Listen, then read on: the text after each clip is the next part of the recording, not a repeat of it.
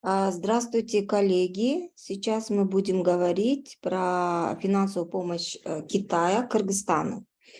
Кыргызстан начал получать финансовую помощь у Китая с конца 90-х годов.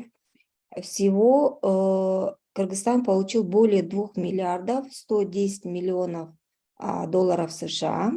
Из них гранты составляют около 3,6%, это более 79 миллионов долларов США, и около 94% это кредиты, это более 2 миллиардов 99 миллионов долларов США.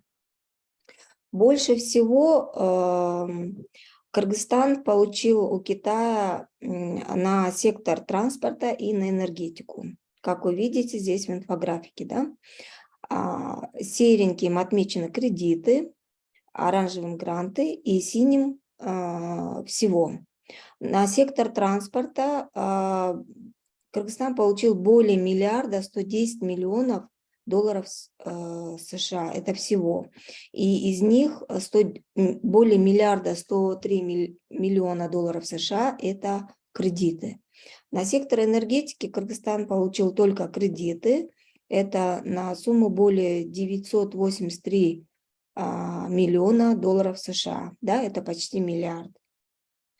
Также Кыргызстан получил грант на развитие улично-дорожной сети в 2016 году. Он до сих пор реализуется на сумму более 70 миллионов долларов США. Этот грант реализует мэрия города Бишкек. В конце 90-х годов Кыргызстан также получил на строительство кыргызско-китайской бумажной фабрики более 7 миллионов долларов США. Это был кредит.